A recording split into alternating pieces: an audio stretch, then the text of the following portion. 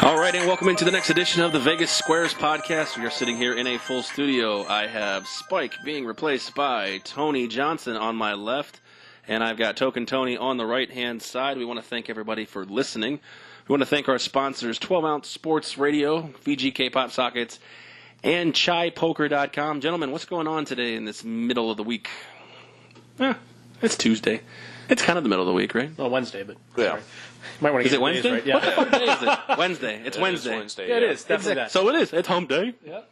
What's up, gentlemen? Not too much. NFL trade deadline coming up, just passed, and I don't know. Some teams making some big moves, especially the teams that are out of it. So. Yeah, definitely a lot of good stuff. No, I think we're all looking forward to a lot of good things across both of the football landscapes. At least that's for sure where I stand. A lot of great college football matchups upcoming, and then the NFL is certainly starting to take shape here as the season goes on. Yeah, and we got a lot to talk about this show, but first I want to give a little special shout out to the guys over at ChaiPoker.com. We got a little more information about their tournament. Basic info, it is December 1st at the South Point Hotel and Casino. So if you're in the Vegas area, if you live here or you're visiting and you're going to be here around that time, it is a charity poker tournament to benefit the Boys and Girls Clubs of Southern Nevada. It will be a $120 buy-in with $10 add-on. So it's about $130. Not about, it is $130. Everything goes to a great cause. Token Tony and I were there last time. They are going to Spike. Oh, yeah, Spike was there, too. They're going to have raffle and door prizes. Last time they had pizza brought in by Grimaldi's, which you can't go wrong. Grimaldi's is probably top two pizzas in the Las Vegas area, in my professional opinion. And judging based on my belly, I got a good opinion. So, yeah, what do I say? $120 buy-in, $10 add-on, $130 all day. Like I said, benefits the Boys and Girls Clubs of Southern Nevada, and we're actually going to have Ben, one of the leaders of Chai Poker, on one of our podcasts, or we'll do a special recording for him. So he'll have much more information. We'll have everything on the website as well for you to see. So, anyways, like I said, when we got the information, we'd give it to you. We're getting a little bit more day by day. Ben is a busy man over there, and not only is he coordinating all this, he's actually moving to a new place. So the stress level for him's got to be through the roof at this point. Absolutely, yeah. Yeah, great cause for the whole Boys and Girls Club of Nevada. Yeah, for sure. Well, now that we paid the bills, let's get into the sports talk. Like you talked about, the trade deadline has come and went, and now that with it being moved back to Week 8, I think this is fantastic. I think we could actually start seeing we can actually start seeing the NFL look like Major League Baseball. We have trade deadline rumors, we have who's going where, who could be doing what. This could become, I don't know if, how much you guys follow baseball, but I love about January 24th. From there all the way to that week, it's just awesome. Looking, speculating, taking your team, taking other teams. All right. Well, let's translate that to the NFL. With Week 8 now, teams who are in the gutter, Giants, etc., teams like that, now have a better perspective on their team. But even still, looking at the players that moved from where they moved to Tony. Some of the people that were moved, the teams that they were on, still, quote unquote, feel like they're in contention. I would agree. Yeah, I think there's not always, like we get in baseball a lot, as you say, and again, I'm not as familiar with baseball as you two guys. Buyers for sure. And sellers. Exactly. You have teams that are just willing just to dump and they're giving up and what have you. Whereas with the NFL, it seems like it's more of a strategic sort of, we're probably not going to re-sign this guy per se. Right. Maybe if his contract's ending, or we have a really rent a player. Exactly, and there's been maybe somebody that's playing behind them on the depth chart that they like. That's been pretty good, and professional amateur hour over there. Oh boy! At least it wasn't like some sort of like it's my fault. I didn't do a mic check. definitely. At least it wasn't some you porno have or auto something, pop-up yeah. porn, yeah. It could have been worse. But no, absolutely. I mean, I'll go, not to cut you off. I know where you're going with it. Yeah. Just to give you a rundown of the major moves yesterday, or I'm not going to try to figure out days. Time zones were hard enough. But you got Demaryius Thomas headed to the Houston Astros. I'm on baseball again. The Houston Texans. You have Golden Tate to the Philadelphia Eagles.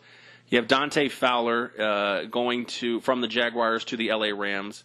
HaHa Clinton-Dix going to Washington. Ty Montgomery going to Baltimore.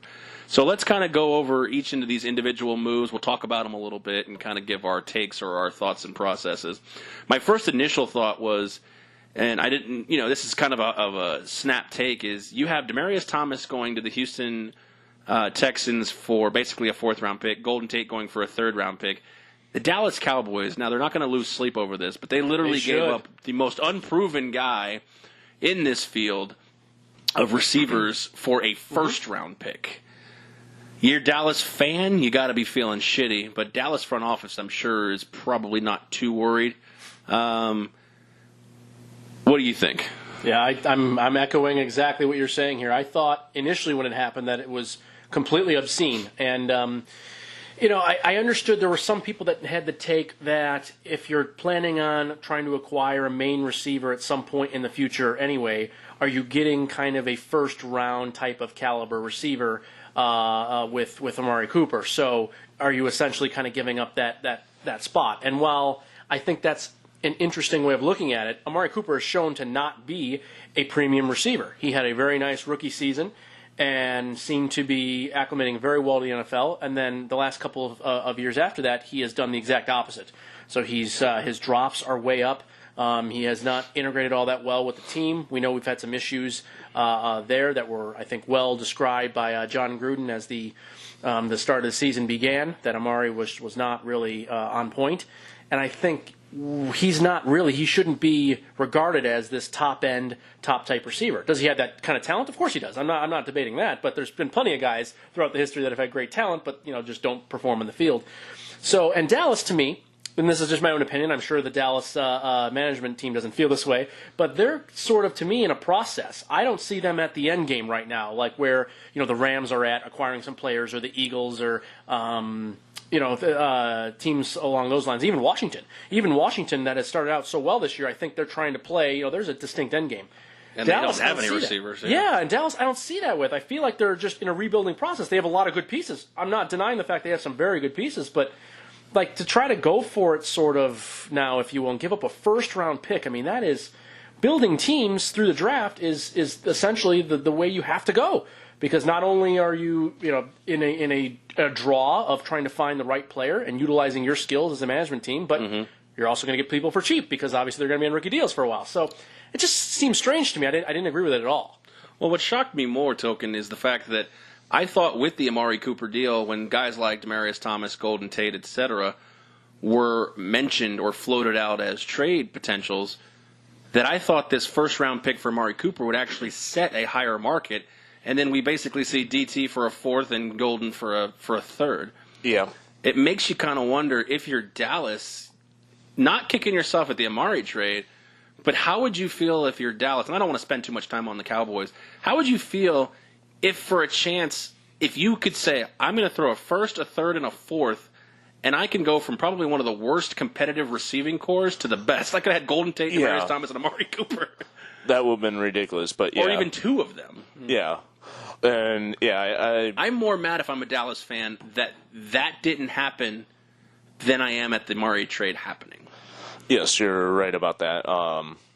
I think Dallas is kicking themselves in the ass. I mean, I'm surprised. I don't think, and don't get me wrong, I don't think they are. I think they're ecstatic with getting Amari Cooper. I think so, but I think they could have done better too. I think. Well, yeah, I mean, everybody, that's true. We also don't know, maybe. Again, and it's the same thing. It's going back to Spike's big thing about Jimmy Garoppolo. Oh, you only got a 2nd-round pick for him. Well, we don't know what was offered. We don't sit in those meetings. I wasn't invited. Yeah, you're right. That may have been the best offer on the table. It could have been, but and Dallas may have made offers. They may have. You never know, especially with DT. I mean, a guy like that. Mm-hmm. Let's talk about him. I mean, he's going to Houston. He obviously is replacing Will Fuller.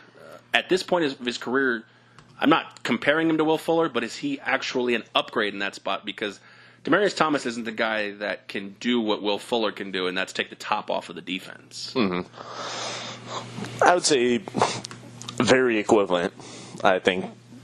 I feel like at this stage, and it's only because of what I've seen out of the Broncos' game plan, he feels like a Keyshawn Johnson possession receiver with a little bit more wheels. I get him in open space, either on a screen play or on a 5 to 10 yard route, and I let him maneuver versus Brandon Cooks, Deshaun Jackson, straight down the field. Yeah, the go route guys. I think he provides a different pedigree, but I now believe with Hopkins and Demaryius Thomas, Hopkins is speedy. Don't get me wrong, but I feel like Hopkins is better served doing almost the same things Demaryius Thomas does now.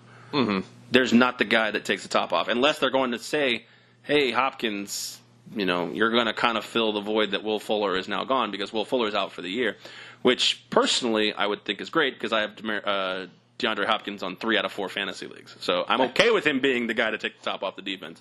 But for a 4th round pick, Demaryius Thomas adds a great complementary pairing for Deshaun Watson.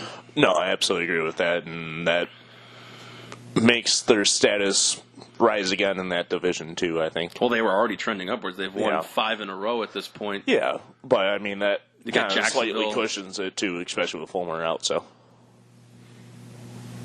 yeah, for sure. It took me a second. I thought. Never mind. I just heard something different. Fair enough. So, and I'm not the biggest guy on wide receivers. They're icing guys, in my opinion. They're not meat and potatoes guys. But is Demaryius Thomas, looking at this division now, you basically have a 2-game swing between first and last. Indianapolis is last at 3 and 5. Then you have Tennessee. Then you have Jacksonville. Then you have Houston. Does Demaryius Thomas move the needle enough that they are a clear-cut favorite, Tony, in this division? No, I don't think so. I think this is the majority of these moves don't really move the needle very much for me at all. I'll disagree with you on one of the moves, but I would say I would agree with you on the There's a couple majority. of defensive moves I think are actually big, but on the offensive side. Actually, mine's an offensive guy, but go ahead. Really? Interesting. Yeah. No, I think I know what you're going to talk about. I think it's, first of all, integration into a totally new system and a new place is actually very, very difficult. Sure. Especially for a receiver. I think that is one of the hardest positions to actually really integrate in and understand where you fit. And while I'm not trying to talk anything bad about Demaryius, he's been a very fine player for a while. He is certainly not the player he was back years ago when Peyton Manning was at the helm, and he's just not the same guy. He ran a 4.38 at the combine 8-9 years ago, and he doesn't have that top end speed anymore, as you guys have both alluded to. And it's I think, as you said, being more of a possession guy and not being able to maneuver away from defenders like he was able to in yesteryear, and then now having to integrate with a new team that's rising halfway through the season, I actually don't quite understand the move all that much. Again, I know a 4th round pick doesn't sound and seem like a lot, but these draft picks to me, and they kind of have this sort of throwaway mentality. It seems like some of these teams do with just giving a pick away here and there. I think those are unbelievably important. Well, do you think any 4th round pick next year is going to be better than Demaryius Thomas, no matter at any position? And I know that that's a short-term view. That's results-oriented. Right. I mean, so unlikely, but I mean, if you believe in your management team and you're trying to build a strong foundation and you believe you can evaluate players really well, then I think you should really highly value a 4th round pick. I mean, there are plenty of players throughout, all over the place, offensively and defensively, that come from the latter rounds and are undrafted. And I think having your job is to find those guys. And so Demaryius Thomas being 30 years old and not, it just doesn't make a whole lot of sense to me. That's my only thing. Now, if you can get a younger player, that's really where the Amari Cooper idea comes in. Whereas Amari at least is young enough. He's 23, 24. I mean, at least you have, potential years, with a player like that. Whereas Demaryius, he's really got 2, 3, 4 more years, and that's probably the end of his career at the most. So that's kind of my issue. Will they get better? I don't think it's necessarily true. They might. We'll see how he's used and how well he picks up the offense. And there's a lot of factors to this, but I'm not convinced, no. Well, I'm glad you brought up the 2, 3, 4 more years in Demaryius Thomas's career because I actually did some research, and I'd like to believe these stats are true. I mean, anybody can throw up statistics on websites, but do you know the actual average success rate for a fourth-round pick in the NFL draft? No idea. And they determine success by over the average career, which is 2.7 years. How long they play? Yeah. Well, the average NFL career is also very short too. Right, but I'm saying the amount of fourth-round picks that exceed the average of the average NFL career. Gotcha. What is it, like 5-8%, something? No, it's higher than that. I wouldn't know where to go. I would guess 20%, but I 19%. Okay. Yeah. Okay. So you take a 19% gamble with a fourth-round pick for a proven guy who, like you said, has about the career lifespan of an average NFL player left. Sure. I don't. Again, do I think it moves the needle to help them be overwhelming frontrunners? No, but it might. And he might do just enough in what he needs to do as a possession receiver, as a newly minted possession receiver, to take some pressure off of Mr. Hopkins. Fair enough. No, and that's fine. And that's why I'm not really taking a hard stance here, because I understand that theory, and they may know, as you said, we're not in these meetings. They may know more about Demaryius Thomas than we do. Sure, maybe that's a given. Right. So maybe Bill We're O'Brien. sitting here drinking Nesquik. What the fuck do we know? Sure, of course.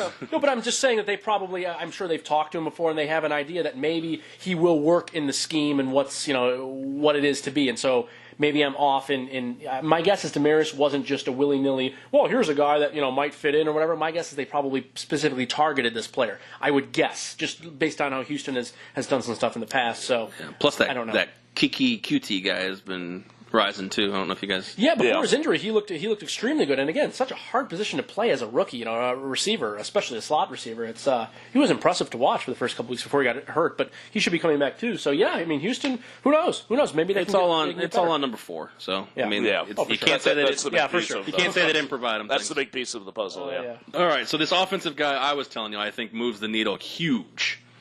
Wow. It's Golden Tate. I figure that's where you're going to go. It wouldn't be Montgomery. I don't think so. Yes. Wow. Golden Tate for a third sounds a little high, but I mean, this guy's on pace again for 90 and 1,000. I believe that'll be 5 straight seasons or 6 straight seasons. I believe after Seattle with the whole conduct thing, he's straightened up in Detroit. I think Alshon Jeffrey's getting healthy or is healthy. Aguilar's been a bust in my opinion, an underachiever, I'd say, not a bust. And you lost your deep threat in Mike Wallace. I think Golden Tate and Alshon Jeffrey, again, and I'm not a big receivers guy, I think Golden Tate's huge for the Philadelphia Eagles. Yeah, I think that beefs up that offense for sure. I know as the Detroit fan, I'm going to... Yeah, actually, you know what? Let's go to that right now. I mean, you're a Detroit guy. You guys are what? What's your record? 3-4 right now. 3-4, and you're 1 game out of first? 1 game, yeah. I mean, does this really, after you just got Snacks last weekend... Mm-hmm. I know that sounds weird. That's such a great name. I love that. You just got Snacks last weekend. That was supposed to provide optimism, and then you flipped Tate. I mean, was it, in your opinion, just watching the Lions, was it more salary dump, punting the season, or they believe Galladay and Jones are just that much more? I believe across between effective. 1 and 3. I think salary dump because this was the last year on his contract. No, I understand that, but I mean, you could still use a guy. What his value is for half a year may be better than this third-round pick. And again, I know that Tony over here values the picks, and I don't discount the picks. But Golden Tate, good God. I know, yeah, it's going to be a big piece that's going to be missing for us. I mean, I think Galladay and Jones is good enough to... It feels like a punt to me. It feels like a punt by Detroit. I think the big piece of this puzzle that they did go through with this deal is because they're going to get a compensatory pick for it. A what? Like a Yeah. I'm just fucking with you. A compensatory? Yeah. Yeah. You know what you should do? You should flip that third. Oh wait, the trade deadline. If the trade deadline wasn't over, you should flip that third and go get Eric Ebron again. Oh, fuck, though. No, that piece of shit. Yeah, that's always the thing, and I don't want to get too far off topic, but it's like, they're like, how do you get rid of this guy? Look at him doing now. Well, he fucking sucked for 4 years. What the hell do you want me to do? He's still dropping passes, though. I mean, he's still... Number one fantasy tight end, I'll tell you that. I don't know. No, he is the number one fantasy tight end. Oh, he's had a lot of touchdowns. That's why. Yeah, I think it's like 8 touchdowns. Those help. Yeah. Oh, those help when he can actually catch the ball, too. Well, he's caught 8 of them. Anyways, so yeah. In Detroit, he's dropped a whole bunch of those. Tate moves the needle for me. I think this is a huge get for Philly, especially only being 2 games back. Washington, they don't strike fear in anybody, even though they just keep playing solid football. Now Washington picks up Clinton Dix, a Pro Bowler, with basically sliding him into one of their only weaknesses. So, they shipped out Cravens last year and really haven't been able to fill his void, which sucks because they shipped out Cravens because basically he was like, I don't want to play football anymore, and all of a sudden he was like, Comes back and plays. kick some tires. Anyways, but, you got Clinton Dix going into this system that's already basically top 5 in yards per game on defense, and they got him for a 4th-round pick, 4th-round pick. This is a spot where I think he's better than any 4th-round pick. I agree. Far. I agree. No, I know the DT was a little different, but sure. No, this is definitely one where, again, you know how big I am on picks, but and if we've looked at Washington this year, I think clearly it's been the tackling in the secondary. They've had some weaknesses and some corner wise that they haven't been the best. So this seems like a perfect fit. A position that, there is not a huge learning curve, certainly, because it's just kind of, you do what you do for the most part. Yes, there's going to be some different schemes, and it is a little bit of a different defense. But my guess is that that won't be too big of a hurdle for Clinton Dix. And, yeah, I'm 100% with you here. I think this one and then probably one we'll talk about in a little bit are really the moves that make a lot of sense to me. 4th-rounder seems extremely fair. To be giving up for a player like this. And Washington, and rightfully so. I mean, we criticize Dan Snyder, for a lot of things, probably properly for the most part, but I think this is a really, really good move. Is it still a good move if they can't re-sign him? That's a great question. I think they have such a good. I think they're in such a good spot in the division right now that I almost think yes. Just because I think he might move the needle that much on defense. And this has really been if we could pick out something small of what the defense hasn't done well this year, which they've done a lot great, would be needing a corner, more of a guy you can count on. And Clinton Dix is like the perfect guy to count on. This is a really good tackler, too. Really underrated player. I agree with you. I'm actually a little bit surprised that Green Bay moved him. Again, we were not there, so we probably don't, we don't know everything. But my guess is there had to have been something internal in regards to Green Bay, because this doesn't, to me, make a whole lot of sense why Green Bay would want to. Got to pay Aaron Rodgers. Got to pay that $35 million a year. That is interesting with the whole cap. Yeah, we're seeing quarterbacks really move the needle and making decisions for other positions at the team more so than we used to. When you pay him $35 million, you do. Yeah. That's a good point you bring up there. Yeah, it's probably more that than anything else. It's a good point. I didn't think about that until actually this second. Yeah, you're probably right. Well, we'll stay with Green Bay, and Ty Montgomery obviously really only makes this list or makes the headlines of being traded because of what happened on Sunday. He had fallen so far. Everybody's like, he pissed off Aaron Rodgers. That's why they shipped him. I mean, he had fallen so far in this backfield and in the receiving core because they weren't even lining him. He was a receiver. And then they lined, you can run the ball? Okay, well, let's see what number 88 can do in the backfield. Now he's fallen behind. He's fallen in the depth chart at receiver and running back. I mean, this isn't a situation. I mean, it's more so than just you pissed off Rodgers, you pissed off McCarthy on Sunday. But that might be enough, though, to move. I mean, to move the needle. It might be the straw that broke the camel's back. Yeah. The thing is rather than cutting him, they were like, "Hey, this guy's actually garnering attention right now, and getting a 7th-round pick rather than literally getting nothing." I thought it was a great move by Green Bay. Couldn't agree more. That's exactly how I read it too. Yeah, you're absolutely right about that. I mean, for Green Bay giving up decent piece of their puzzle, but I think they got a good chunk in return. So I wouldn't even say he's a piece on the puzzle. I think he might be, like a piece of the cardboard from the box that the puzzle came in. Ty Montgomery had fallen so far out of this. Better.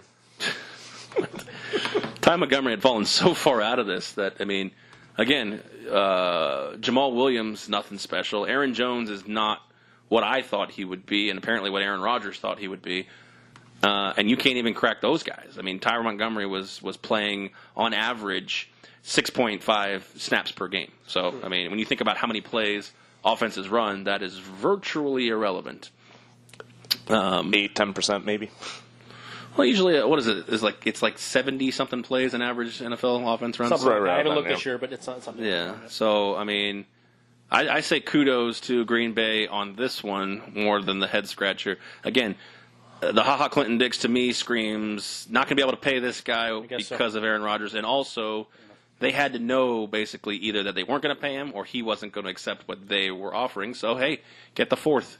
Yeah. And retry. Yeah, I think it was a win-win for that trade for both teams. So. Retry. One, I don't know how I feel about it, so I really don't want to have an opinion, but it's the Dante Fowler trade to the Los Angeles Rams.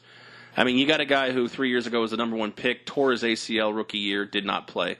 Obviously, the injuries have stunted this guy's progress to the point where Jacksonville is okay parting with him for basically a third and a fifth, a third in 2019 and a fifth in 2020.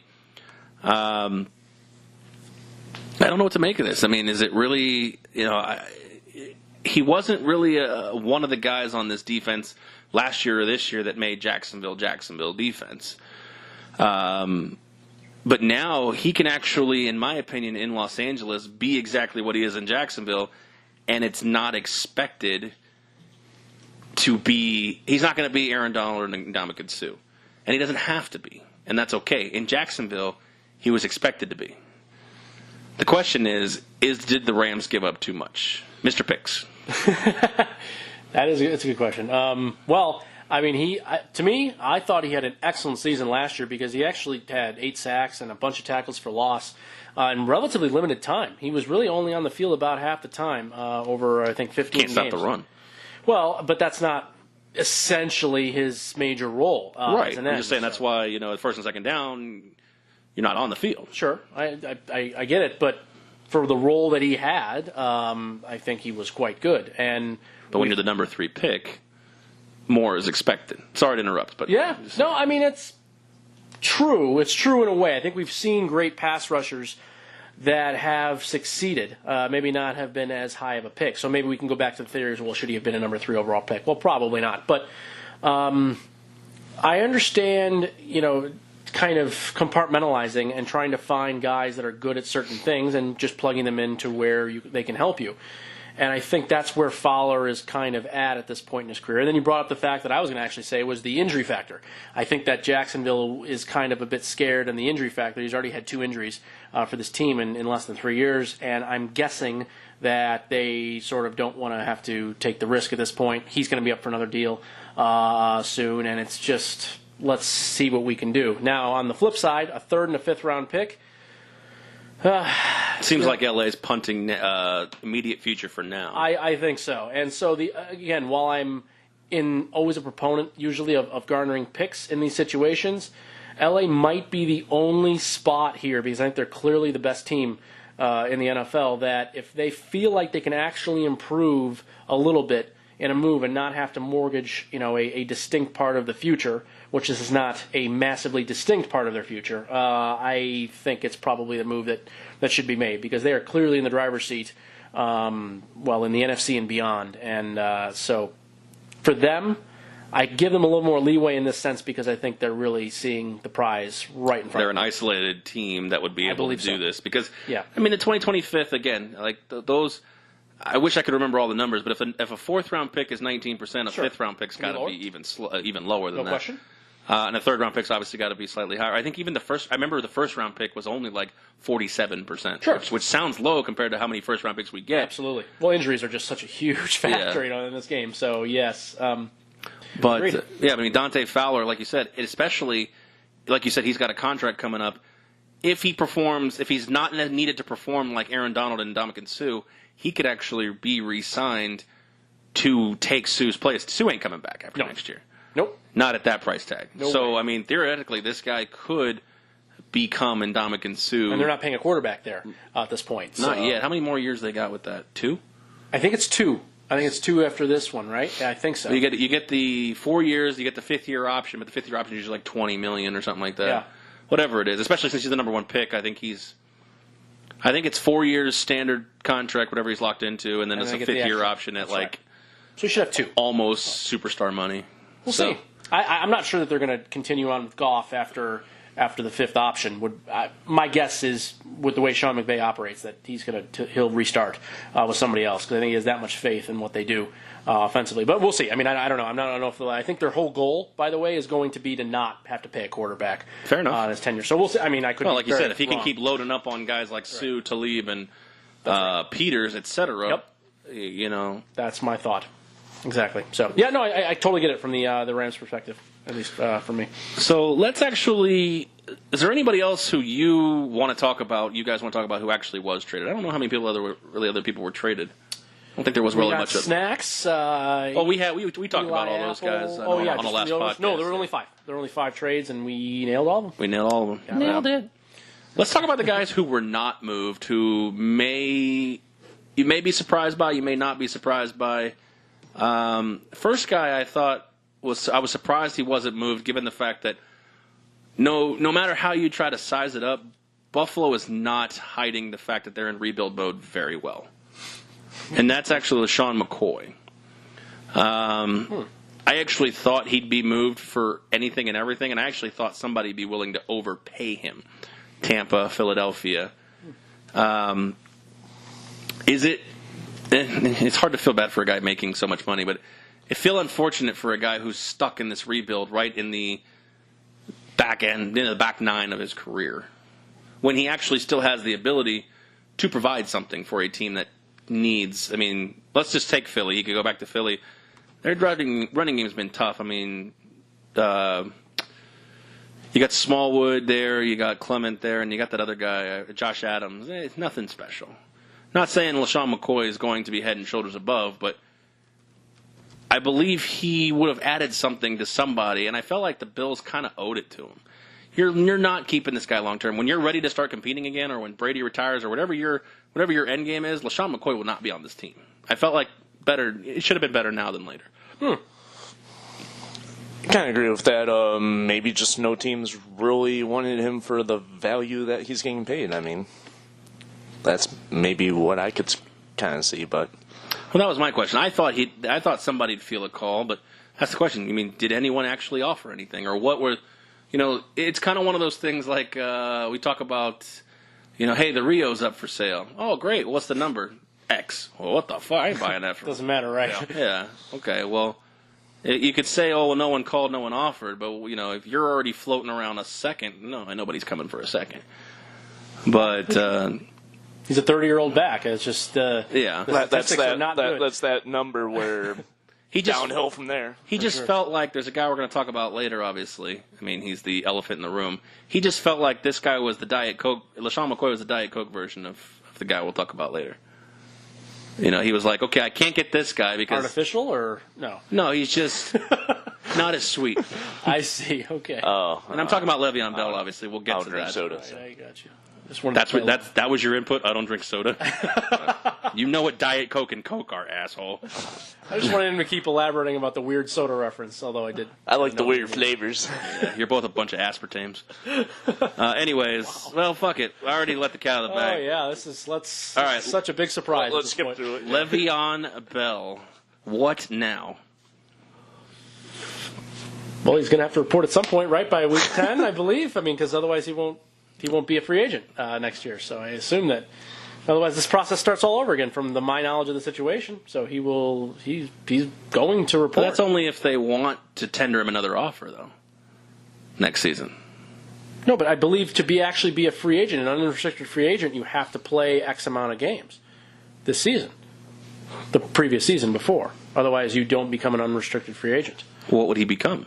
He gets right back into the spot that he's in right now. Kind of restricted free agent. Yeah, like a restriction based on trade and or signing a right. Well, they'll get a compensatory pick when somebody offers them something, but I mean, it's the same thing. It's like this guy ain't coming back. I believe, to be honest with you, I believe Bell met up with the Steelers, and I believe there was a handshake agreement that Bell's not going to show up this year. They're not going to tender him an offer. He'll become a free agent next year, or in the offseason, however that works. Do some crack research and see how that works with Le'Veon Bell. Basically, what he does if he signs, what he does if he doesn't sign. Because the thing is, I mean, the Steelers can save $14 million by him not signing. They can basically not tender, because if they don't tender him an offer, he becomes a free. I mean, I don't know. How does that work? I didn't think it was I don't think it was an unrestricted deal, but I'm not. No, he can still be restricted. But what I'm saying is that I think they have to put like the transition tag on him. Okay. Fair enough. Which basically means anybody can sign him, but they're going to have to give up a first round. I think it's a first round pick or something like that. Yeah. Okay. It all depends on how much you sign the guy for. Right. At least that's how it is in hockey.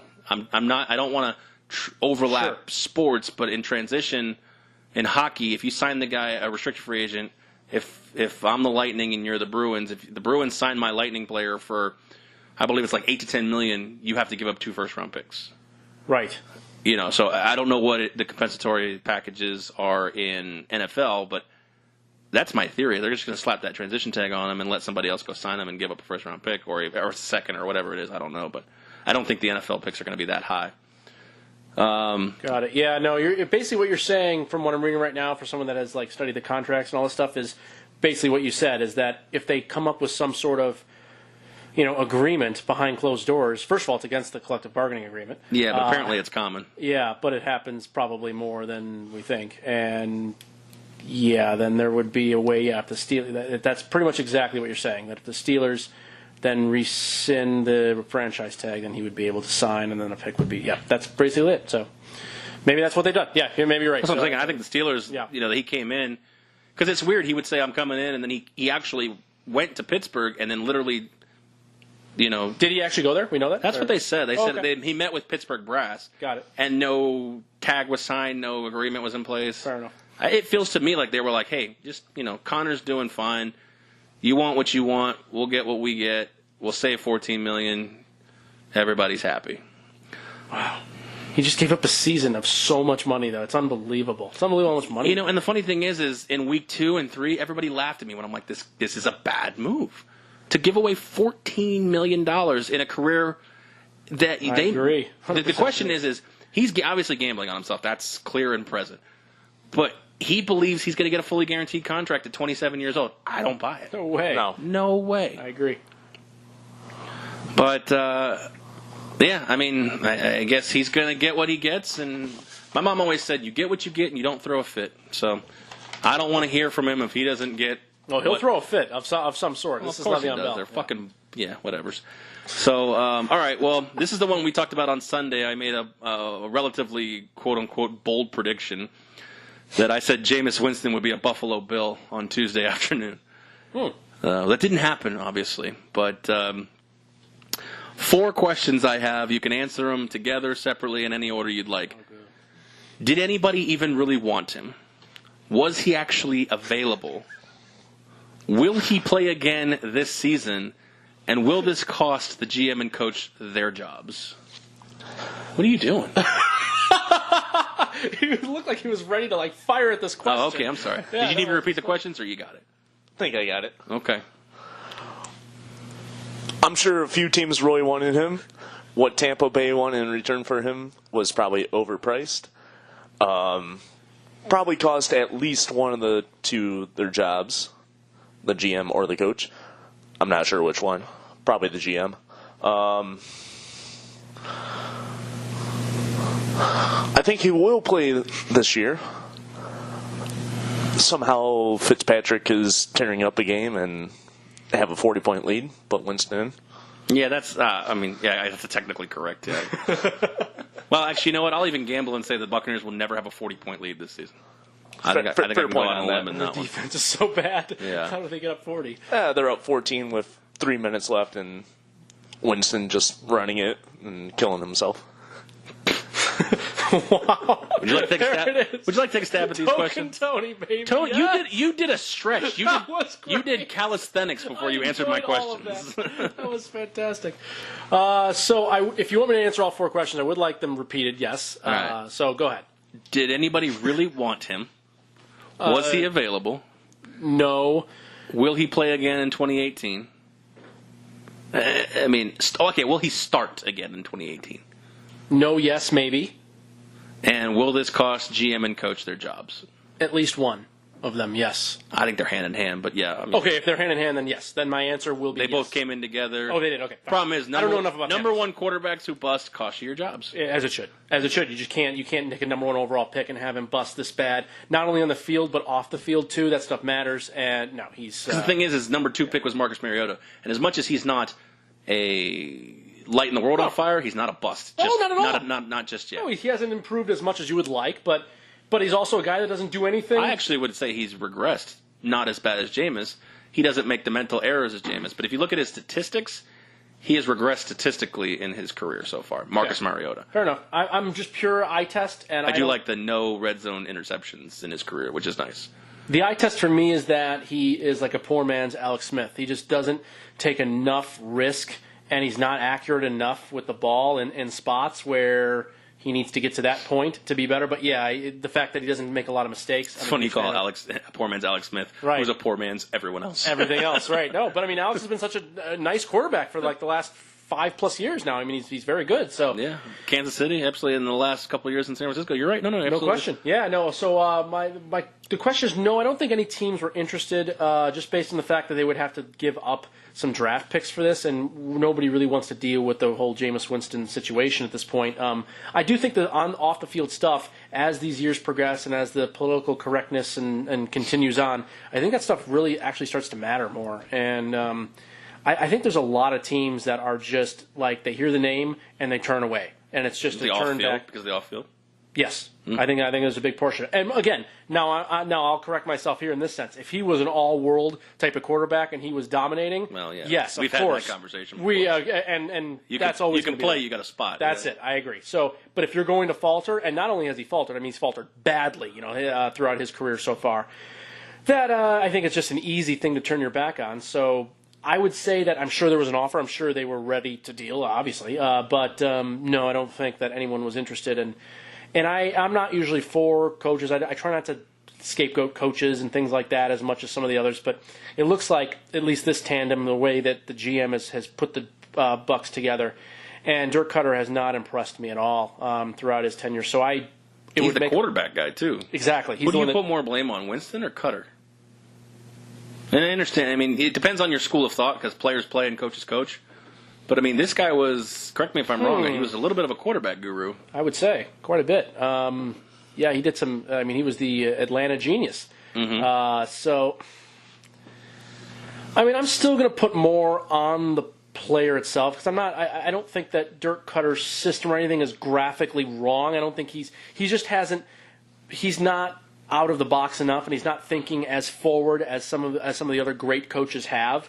That have passed him by, or that maybe were already on even level with him, that are certainly thinking better. That I just don't think he's done enough in that sense. And if you want to be really successful in the NFL, you have to be head and shoulders thinking, beyond. And I think we're seeing that with a few teams that are doing that well, and we're seeing it with a few other teams that are struggling so far ingrained. Yeah. So I would say I still blame Winston more, just because the player, as you said, is the player.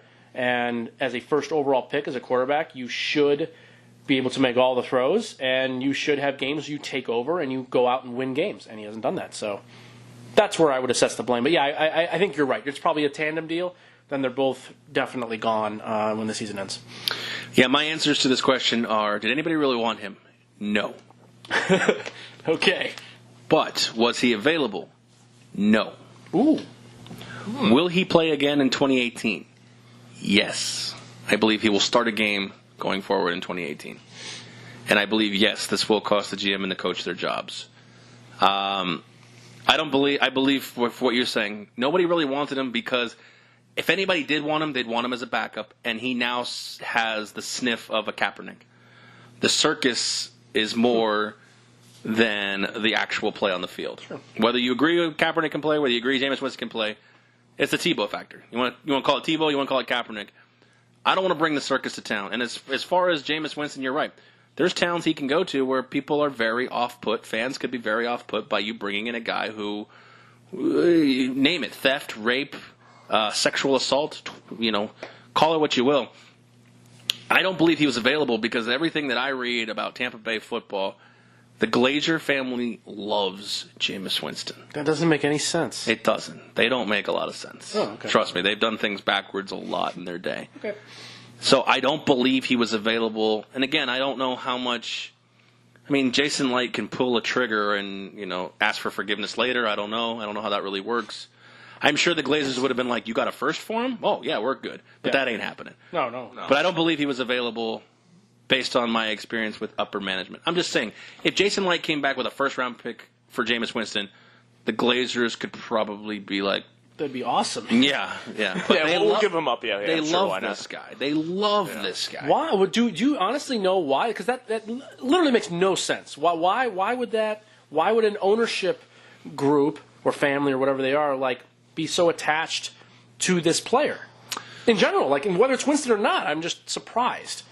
Well, even though he's from Alabama, he's kind of adopted the Florida boy mentality. Mm-hmm. He's actually I have family in Florida, Bucks fans. I know people. Before the Uber incident, he might still be. He was very beloved. He was kind of that stupid kid that you just really couldn't hate. I don't mean that disrespectfully, but Jameis Winston's not a smart guy. He's not. Sure. And he doesn't admit to that. Obviously his Wonderlic score was off the charts awful. Right. And they drafted him anyway. And sometimes it may be that they're irrational love. Like the Glazers really love him because, well, you made your bed, kind of thing. But they also did the same thing with Josh Freeman. They really loved Josh Freeman when he was there too. But eventually he did stick around for a while. Yeah, he stuck around for a while. Yeah. I'll make a little bold question here because I believe that he will. Will the Bucks pick up the option on Jameis Winston in the offseason? $19 million. Well, especially if GM and coach are gone, then almost a guarantee no. Well, that's true. But what if the new coach comes in and wants Jameis Winston? Not almost impossible. I would say everybody thinks they can fix everybody. I would say very unlikely. I say he gets picked up. I'll make a bold prediction. I'll say he gets picked up. I'm not crazy about it, but I think for whatever reason he gets picked up and he gets one more year. Because then you're one more year to see if anything happens. A new coach, if it is a new coach, if Cutter stays, he may pick him. I believe it more. But a new coach may take a shot at it and draft a guy in the first round because I don't know. I think it's going to get picked up. So that's just my thought. Okay. Another quarterback, Tyrod Taylor. I was surprised he wasn't moved because he provides no future for for the Cleveland Browns. They got Baker. They obviously now have a new regime coming soon. We'll talk about that later. And I was surprised. I thought, in my opinion, Raiders, Seahawks, Panthers could have used a backup. Jags and Giants could have used a potential starter. Yeah, and he'd be a great fit, too. I mean, I for one, believe that he's a way better option right now than Baker Mayfield. I know they're just kind of going with the guy they drafted. That's fine, but he ain't going back in. No, I understand that. I'm not trying to play for the guy here, but I've been a Tyrod Taylor fan for a lot of years, so that's notwithstanding. But I mean he's certainly a better option there. So I would have thought a lot of teams would have been on that. I don't know where you stand, Token, but I was a little surprised that there wasn't more jostling for him. Yeah, I'd agree with that. Well, that's the question: is what was he available? Was he offered? What was offered? And if they were really done with him, why didn't they take whatever they could get? That's what's kind of a question mark because I think not a lot of teams were interested in what they wanted to give up for him. Was marginal at best. So, well, I mean, who's the Raiders, Seahawks, or Panthers backup quarterback? Does anybody know? No idea. I feel like Tyrod Taylor would be a better option than that. I'm not sure off the top of my head. I don't know. Well, we know what we have in the Jags and the Giants. I've made my peace with Blake Bortles. You have, right? You were on that at least a few weeks ago. That he's not a starting quarterback in the NFL, and it's slowly becoming a thing. I think you overdo it a little bit. I think there's been a lot more issues besides Blake Bortles, certainly, but he certainly hasn't played well. There's no question about that. He hasn't played well, but I mean, he played so well in spurts last year that I'm kind of surprised how think the regression has been this year. But it's happened. Yeah. No, they happen. Now, sometimes it happens. How can you be in Blake Bortles' camp at this point? It's hard to do. So certainly I'm not. Unless you're doing it blindly, yeah. So. Yep. Anyways, we got a little bit of time left here in the show. I want to talk about, like we talked about, the Browns, Hugh Jackson and Todd Haley both getting fired. My favorite quote was the Jimmy Haslam say, "We will not have a internal discord." I love that quote too. In our organization. Oh yeah. Well, first of all, you're the Cleveland Browns. I know, that's why. Second of all, Hard Knocks wrapped up filming three months ago. What have you been doing? Did you not watch Hard Knocks? They basically had internal discord from the get-go when you hired Todd Haley. The problem I have with that is I think it painted Hugh in such a bad light because I actually agree with him. If you watch that Hard Knocks where he's basically like, when you got your team, you can do whatever the fuck you want. And I actually was surprised that Hugh Jackson was on board with bringing Todd Haley in because not condoning Hugh Jackson's play calling, but hey, like you said, if you're the captain and the ship's going down, I don't want to put Todd Haley in place. I want to put my own shit in place. I mean, this is a guy who made Joe Flacco. This is a guy who also made Andy Dalton into not the worst quarterback in the AFC North. I thought it was premature, but I mean, at the same time, how do I argue with 3-36-1? I can't hate on. I mean, I can't say how do you fire this guy? I mean, literally in 40 games, you won 3 of them. I mean, I can't be mad at the fact they fired him. And trust me, I'm not a Browns fan. I'm just saying. The fact of the matter is I actually thought if they left Hugh in, they actually could be trending upward with this spot. But anyways, I'll let you guys kind of sit on that or talk about that while I marinate on the next thing I want to talk about. All right, fair enough. What my opinion is on this, they'll bring in somebody, let them develop the rest of this year, and then go forward next year and see how they do. Well, I mean, who would they hire right now in the middle of the season that's not already committed to another team? I'm not sure. I mean, I have a feeling Williams is the interim for the rest of the year. Oh, for sure. He's not. I would be surprised if it's nobody. Freddie Kitchens is calling plays, which I don't know who that is, but I write what they read. Or I write what they write. So he's a pretty knowledgeable guy. He was an offensive coordinator for a year, I believe, in Arizona. Okay, so you know more than I do. When that was under the thinking of the previous coach at Arizona. I don't know why I'm blanking. Bruce Arians. Yes, Bruce Arians. So he's a Bruce Arians guy for a while, and then he was calling plays when Todd Haley was coaching at Arizona. So him and Haley are very close. Freddie Kitchens. So that you'll keep it similar. Exactly, and so I think that was the whole point here with this is that. If you kept, well, first of all, I think it goes without saying that Hugh Jackson is a train wreck of a coach. While they were better this year, there's no question. They certainly had some better players this year, and I think the play calling, if we're just going to straight offense, talk about it, Todd Haley was exceptionally better. I mean, they're averaging over 7 points more per game. Again, they have some better players, but they also had to change a quarterback after week 1. They lost a receiver. They traded a running back. I mean, they've had a lot of moving parts. They still don't have a great offensive line, but they're scoring at a much bigger clip. And they're a field goal kicker away from 4-4? From having other wins, exactly. Or at least 3-5. Yeah. I give Todd Haley a lot of credit. First of all, I think Todd Haley's an exceptionally good offensive coach. Now, he might be an exceptionally big asshole as well, too, which seems to be the case. Yeah. So, and that's fine. That may make you expendable quite easily. And especially when you're Hugh and you're on the chopping block because the Browns have fired a lot more coaches in a lot less time than this. Yeah, it is surprising how long he hung around. But I think the whole point was if you're going to fire Hugh Jackson, you almost had to fire Haley because from what it seems like personality-wise, Todd Haley and Greg Williams are like the biggest, alpha dogs in the world, and them butting heads on a regular basis is just not going to be good for this organization. I think that was the main reason there, and Freddie Kitchens is much more of a laid-back, easygoing guy, while a Todd Haley type of disciple, and while they've coached together for many years.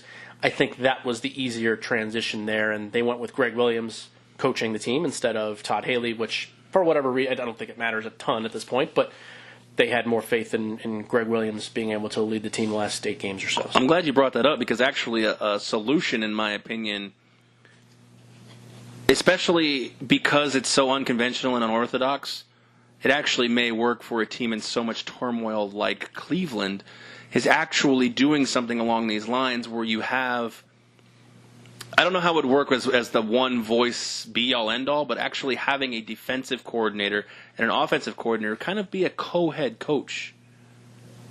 I know it's not going to happen in the NFL. They're going to bring in a guy. I get it. But it almost feels like a solution where you do you do you, and realistically, I don't think it provides such a discord with the team not having one leader.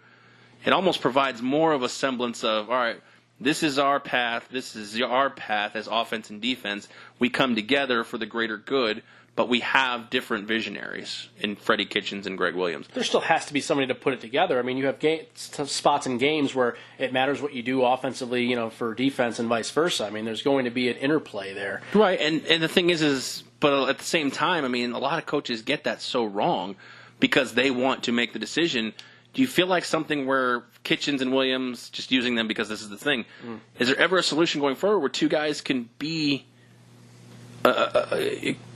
coexist? Won't rule it out. I certainly won't rule it out. I see where you're coming from, for sure. But I think in this specific situation, with the personality types that we have, and Greg Williams is such a hothead, crazy person. I mean, this is a guy who paid players to hurt players. Right, and we've seen him on the Hard Knock shows and everything else. I mean, he's a complete lunatic. Yeah. I mean, he's yelling and screaming at everybody constantly. And whether you agree or disagree with that doesn't really matter. Oh, no, I don't disagree with that. Yeah, it's just he's completely out of tune with, I think, some things in reality. Like, he can't be a great head coach. Like, to me, Greg Williams has 0% chance to be a good head coach. Yeah. Because he's too crazy. Because I disagree with you, actually. And I think that type of personality trait is going to be gone. You disagree in the with me in what? In regards that the yelling and screaming constantly is a workable good thing. When did I say it was? I thought you just said yes. Like a minute ago. I thought so too. That's what I said. When I said yes, what? I thought you were agreeing that being that crazy, yelling and screaming. No, you said we all saw him on Hard Knocks. I said yes. I thought you said I don't know if it's a good thing or not, and I thought you said yes. I did, and the thing is I don't misunderstood you. No, that's okay. That's okay. It's no big deal. I don't want to get too crazy. For sure. But I don't. These don't have to be the guys going forward. I'm just saying a situation I think where it could work. Yes. Two captains on a ship, and eventually, like I said, I know that Maybe it'll be a thing. Yeah.